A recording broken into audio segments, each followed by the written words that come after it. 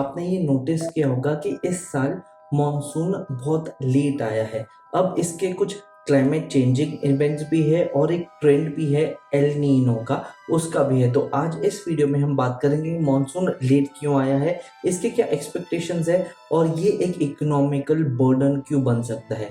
तो जैसे आपको पता होगा कि इंडिया एक एग्रीकल्चरल कंट्री है और 60 to 70% डायरेक्ट या इनडायरेक्टली एग्रीकल्चर पे बेस्ड है। एंड बहुत सारे ऐसे फार्मर्स है, यानी 50% से ज़्यादा, 50% से ज़्यादा ऐसे फार्मर्स है जो मानसून के ऊपर डिपेंड होते हैं। अब मानसून एक बहुत बड़ा इवेंट है इंडिया में। ये एक इकोनॉमिकल बूम के साथ साथ इसका जो पूरा आगे का सर्वाइवल है बहुत इस पे डिपेंड होता है, जो हमारा मानसून है।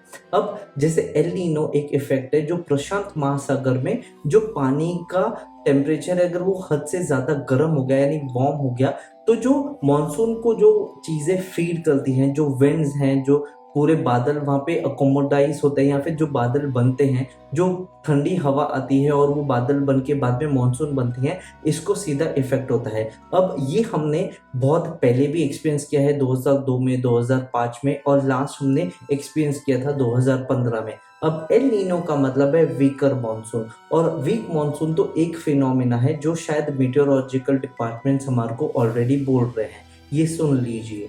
Forecast wise, long range forecast wise, India will be experiencing below normal rainfall in the month of June, and also for the entire monsoon season, major part of India will have a below normal rainfall. Similarly, अब ये तो एक phenomena हो गया monsoon का, but अगर आपने एक और एक चीज देखा था जो क्लाइमेट चेंज है, जैसे 97 cities of India are very hot, मतलब ये नॉर्मल टेम्परेचर से बहुत ज़्यादा गर्मी हो गई है और आपने ये इस साल फील किया होगा।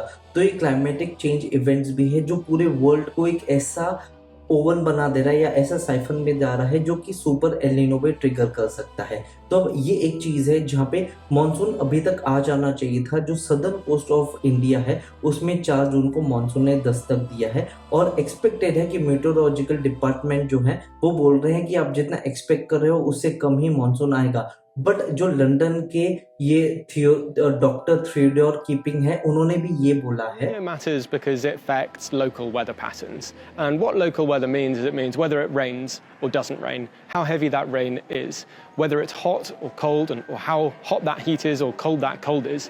And the effect of El Nino will have an effect on weather in many, many different parts of the world, and that can be the difference between food production going well or crops failing, and it can be the difference between people experiencing flood events or extreme heat stress or not experiencing those things as well. और यहाँ पे हमारे को एक clear picture देखने को मिलता है।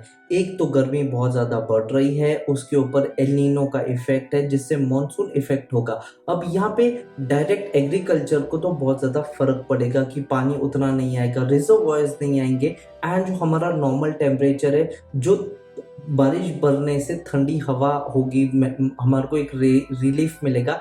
ये एक इकोनॉमिकल बर्डन हो सकता है जहाँ पे रूरल इकोनॉमी पे इफेक्ट पड़ेगा। इससे आपकी जो डेली नीड्स वाली चीज़ें हैं, सब्जी है, फ्रूट्स हैं और बहुत सारी ऐसी एग्रीकल्चरल चीज़ें हैं, मे बी बिजनेस उतना नहीं हो, इससे डायरेक्ट इफेक्ट उसको होगा, यानी डायरेक्ट इफेक्ट आपकी जेब को जाएगा। 50 to 60% ऑफ द पॉपुलेशन सीधा इफेक्ट उनको डायरेक्ट होगा, और बाकी जितना भी पॉपुलेशन है उनको इनडायरेक्टली कहीं ना कहीं महंगाई से इफेक्ट होगा। और अगर आज जो इकोनॉमिक क्राइसिस देख रहे हैं, मिडल ईस्ट का वॉर चल रहा है, जो हमारी एनर्जी क्राइसिस चल रही है, उसके साथ एल नीनो का आके वीक मानसून देने पे एक जो इकोनॉमिक क्रश रहेगा, these are predicting the harder times are going to come.